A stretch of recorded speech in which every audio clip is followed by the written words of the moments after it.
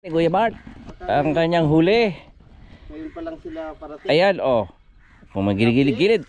Gumigilid-gilid. Sabi ko nung lapis. Oh. Ito ba ang huli namin yan? Lapis. Pwede na yan. Up. Lapis. Brought to you by Supo. Lapis. Kuya Bart. Against the world. Against the world. Uy, Takbo! Takbo! Alalala! Butik na. Butik na. Butik mahina. may tinik kasi ito eh. Buti pumunta sa ano. Ayan, mega love shoutout. Mega love shoutout. Nahuli ka. Nano ko ba? Shoutout dyan sa mga katito mons. Sa ngayon, andito kami ngayon sa Stone Age. Bumalik kami after 2 months na hindi kami bumalik sa lugar na to. Ano yan, lapis? Ang time check natin is 7 o'clock in the morning. 7 o'clock. Medyo mainit na po. Ayan, nararamdaman natin ang kanang araw. Ayan, ang bago namin kasama si kapatid na Jojo. Ayan, sama natin sa vlog natin si Jojo.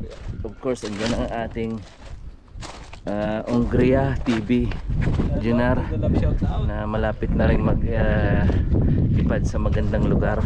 Sana all. Sana all. Wala kami masyadong huli, maliliit lang. Bisugo, lapis, halo-halo. Pwedeng lagyan ng yelo para gawin halo-halo. Hagit tayo, hagit. Pero may mga araw dito na marami kaming nahuli. Kalakitop at mga syaham. Pero sa panahon ito medyo maalat, kasing alat ng jowa mo.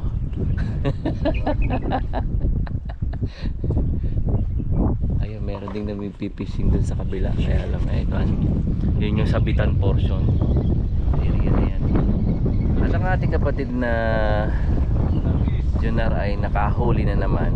Medyo malikot-likot na isda. Malikot. Hindi, malakapas. Malakapas. Finally, nakahuli tayo ng malakapas ngayon, guys. Ayan, malakapas mo. Yan, sa ngayon, ito yung nahuli namin. Medyo medyo maliit. Pero okay na ito. Pang po yan. Pwede nyong lutuin paksiw. Masarap po yung paksiw. Masarap to sa sabaw. Yan, sa ating mga kababayan, mga OFW. Abay, panalo na yan. Oo. May makakain na. Ang sabaw. Pero syempre, mas mahal ang aming pain. Hipod. Yan. Mas mamahalin po yan. Ang kilo niyan ay maabot ng 20.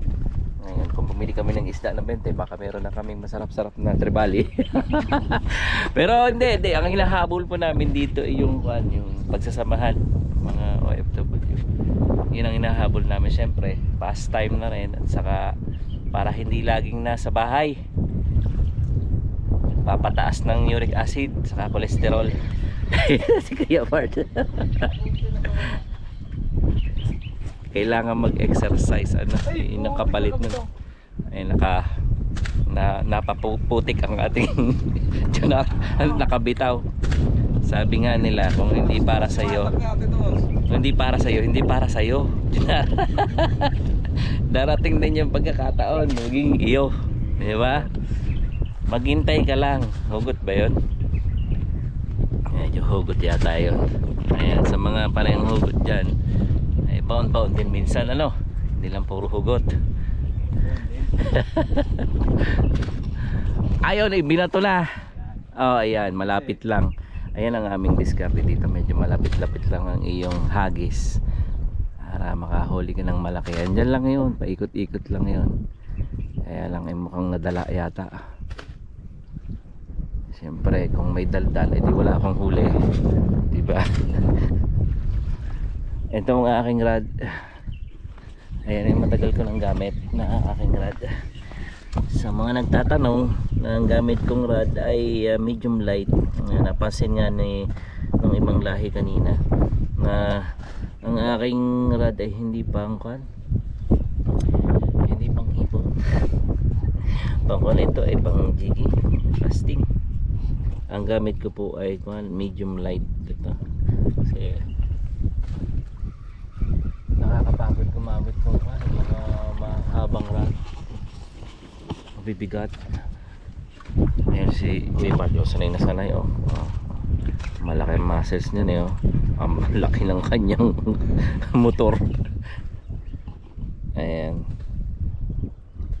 Ano nga bang tatak nito? Kalimutan ko ng tatak nito.